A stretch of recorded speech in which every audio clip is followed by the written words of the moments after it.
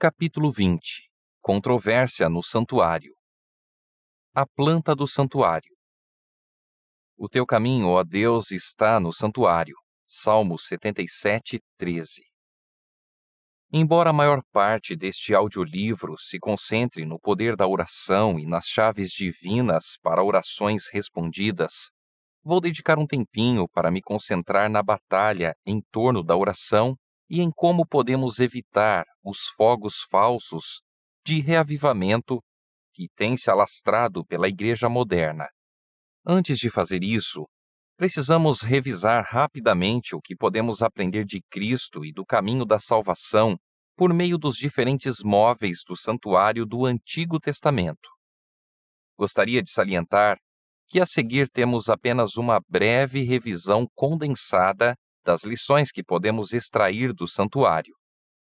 Eu o incentivo a fazer estudos adicionais por conta própria, uma vez que as lições espirituais que podem ser aprendidas são muito ricas.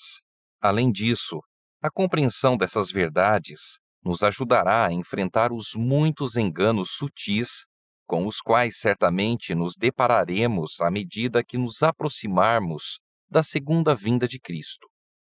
Vamos começar. E disse Deus: e me farão um santuário para que eu possa habitar no meio deles. Êxodo 25, 8.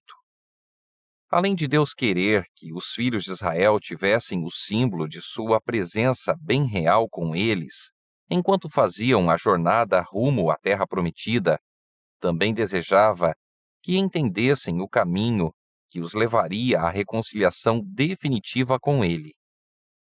Um caminho que os lembraria da gravidade do pecado, ao mesmo tempo em que lhes daria esperança no Messias, que viria tirar todos os seus pecados. Altar de sacrifício, confissão e justificação pela fé. Junto à porta do pátio, ficava o altar de sacrifício, onde o pecador depositava um cordeiro sem mácula, simbolizando Cristo, e confessava seus pecados sobre a cabeça do animal antes de matá-lo com as próprias mãos. Aqui aprendemos o significado do preço que nossos pecados cobraram de Cristo na cruz. Aqui somos justificados. Assim como devemos pedir perdão a Deus, também precisamos perdoar os outros, se temos a esperança de ser perdoados pelo Senhor. Ellen White escreveu: se esperamos que nossas orações sejam ouvidas, devemos perdoar os outros da mesma maneira que esperamos ser perdoados. Pia, batismo e santificação. O móvel seguinte no pátio do santuário era a pia. A pia era uma bacia de bronze cheia de água que os sacerdotes usavam para se lavar antes de entrar no tabernáculo. Caso não se lavassem por completo, morreriam quando entrassem no lugar santo, pois nenhuma impureza era permitida na presença de Deus. Aqui encontramos um belo símbolo de Cristo, a água viva, que nos limpa, batiza de todo pecado e também nos santifica dia após dia, enquanto nos prepara para o céu. Mesa dos pães da proposição, a palavra viva. Ao entrar no lugar santo do tabernáculo, havia 3 móveis. O primeiro era a mesa dos pães da proposição, que representa Cristo, a palavra viva. Ao passo que o sacerdote comia fisicamente o pão nos tempos do Antigo Testamento, de maneira simbólica, devemos comer sua palavra todos os dias hoje. É isso que nos ajuda a crescer em maturidade como cristãos. Altar de incenso, nosso intercessor em oração. O móvel central do lugar santo era o altar de incenso.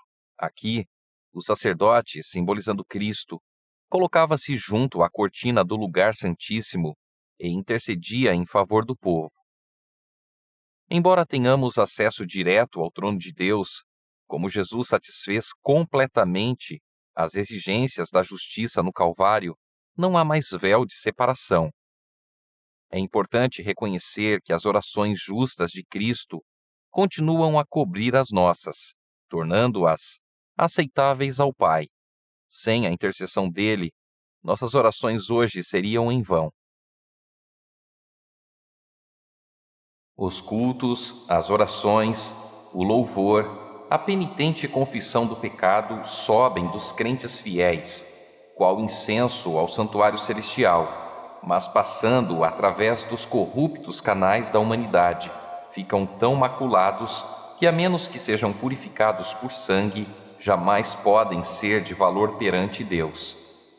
Não ascendem em imaculada pureza, e a menos que o intercessor, que está à mão direita de Deus, apresente e purifique tudo por sua justiça, não será aceitável a Deus.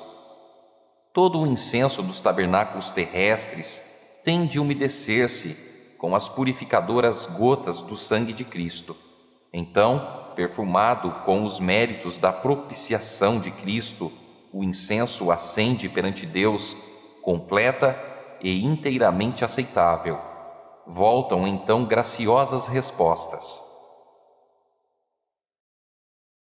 A Bíblia nos diz: vivendo Cristo sempre para interceder por eles. Louvado seja Deus por nosso intercessor celestial. Candelabro de ouro, vida e testemunho cheios do Espírito Santo. O último móvel dentro do lugar santo era o candelabro de ouro, ou candeeiro de 7 velas, que iluminava o lugar santo e permanecia sempre aceso. Essa luz representa o Espírito Santo, que dia após dia continua a queimar, aproximando-nos de Cristo, convencendo-nos do pecado e dando poder à nossa vida e ao nosso testemunho. Arca da Aliança, lugar da morada de Deus. O último móvel do santuário, a Arca da Aliança, ficava além do véu, conforme já mencionado, dentro do lugar santíssimo. Em cima da Arca da Aliança ficava o propiciatório, um tipo de trono, guardado por 2 querubins de ouro, onde o próprio Deus descia para habitar com Israel. Somente o sumo sacerdote tinha permissão para entrar no lugar santíssimo, e apenas uma vez por ano, no dia da expiação. É significativo destacar que a Arca da Aliança continha 3 itens: uma panela de maná, simbolizando a importância da provisão diária de Deus, a vara de Arão, que floresceu e produziu amêndoas, simbolizando a importância da liderança escolhida por Deus, e os 10 mandamentos, escritos em tábuas de pedra pelo dedo do próprio Deus, simbolizando a importância da lei imutável de Deus. Conflito no santuário. Satanás obteve êxito ao separar a humanidade de Deus quando levou Adão e Eva a pecar no jardim do Éden. Em seguida, tentou impedir Cristo de vencer quando ele veio à Terra morrer pelos pecados da humanidade. Felizmente, o inimigo falhou miseravelmente e o caminho se abriu, por meio de Cristo, para nosso retorno. Agora, o principal objetivo de Satanás é nos impedir de seguir esse caminho até o lar. A inspiração nos diz: o adversário procura continuamente obstruir o caminho para o trono de misericórdia, para que não obtenhamos, por meio da súplica fervorosa e fé, graça e poder para resistir à tentação. Satanás sabe o que acontecerá se realmente entendermos as verdades bíblicas encontradas no santuário. Ele sabe o que acontecerá se encontrarmos o caminho de volta ao propiciatório, no lugar santíssimo. Por causa disso, tem feito horas extras ao longo dos séculos, não só para anular essas belas verdades, como também para criar várias falsificações espirituais eficazes. Infelizmente, ele tem obtido grande sucesso. O esboço a seguir, compilado por meu amigo pastor Ivor Meyers, em seu best-seller Plano de Ação, o último filme da Terra, mostra como Satanás tem procurado destruir as verdades simbolizadas pelo santuário. Ao relembrar as maneiras de adulteração do projeto divino a seguir, devemos reavaliar onde nos encontramos espiritualmente e estudarmos para nos apresentar a Deus, não aos homens, aprovados. A porta de acesso ao santuário. Em João 14,6, Cristo nos diz: Eu sou o caminho e a verdade e a vida. Ninguém vem ao Pai senão por mim.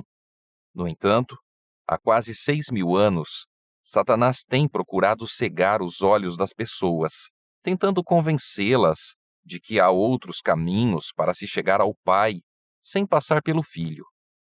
Podemos entender como ele conseguiu êxito ao levar em conta o seguinte: o altar de sacrifício. Embora os rituais de sacrifício fossem praticados pelos líderes judeus antes da vinda de Cristo, após esse acontecimento, por causa das influências seculares de Roma pagã sobre a Igreja nos primeiros séculos depois de Cristo, o perdão dos pecados somente pela fé no sangue de Cristo foi substituído por falsificações e tradições criadas pelo ser humano.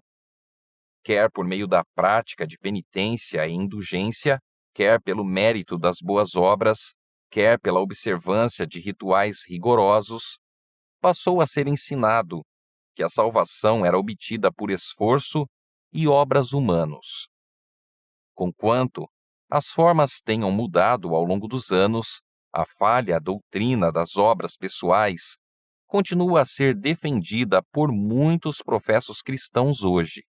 Isso está em oposição direta à verdade bíblica da salvação somente pela fé. A pia.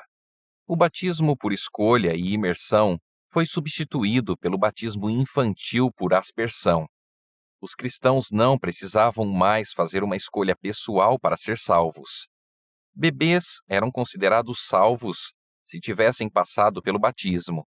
Essa filosofia de uma vez salvo, salvo para sempre, nega não só a liberdade de escolha, como também todo o processo bíblico de santificação em andamento, realizado somente quando cedemos ao poder do Espírito Santo dia após dia.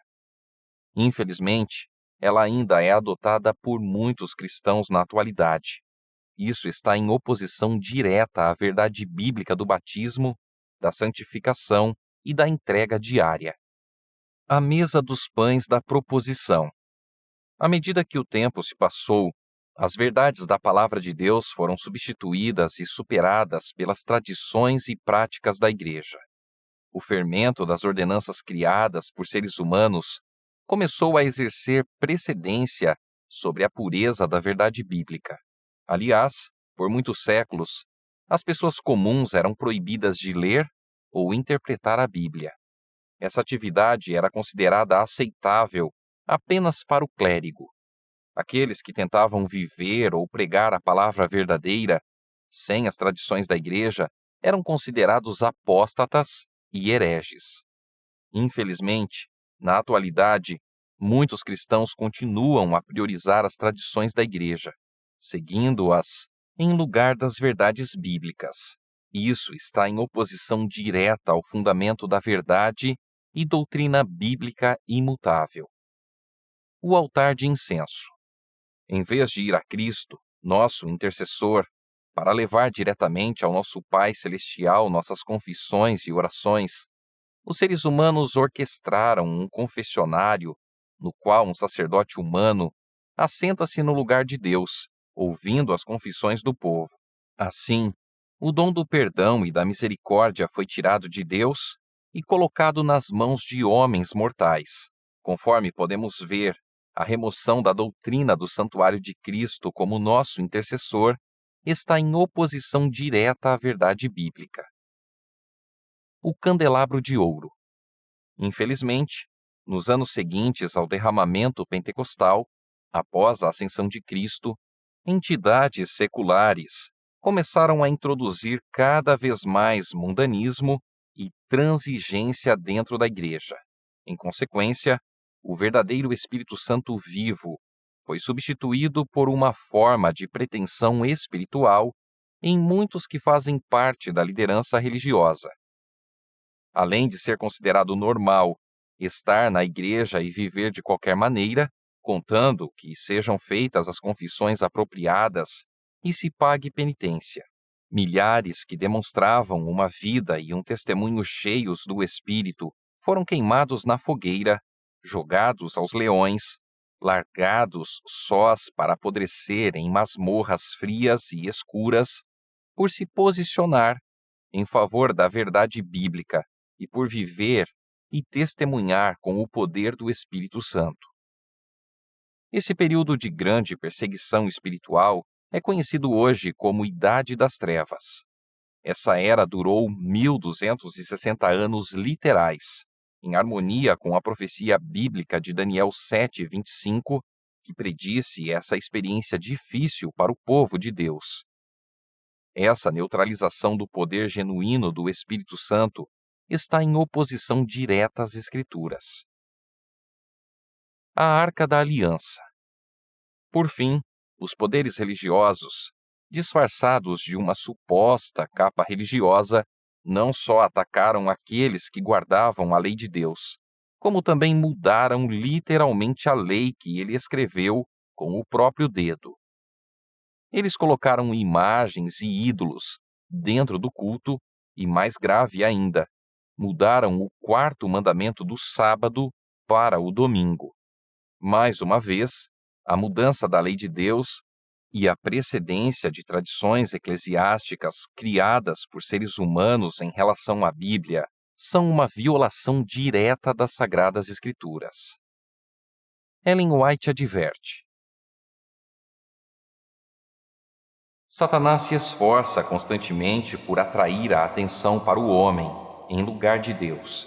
Induz o povo a olhar para os bispos, pastores, professores de teologia, como seus guias, em vez de examinarem as Escrituras, a fim de, por si mesmos, aprenderem seu dever. Então, dominando o espírito desses dirigentes, pode influenciar as multidões de acordo com sua vontade. Muitos líderes religiosos hoje estão empenhados em unir novamente todos os grupos e denominações religiosas. Citam o pedido de Jesus, que todos sejam um, e como és tu, ó Pai, em mim e eu em ti. É verdade que nós que cremos em Cristo devemos ser um.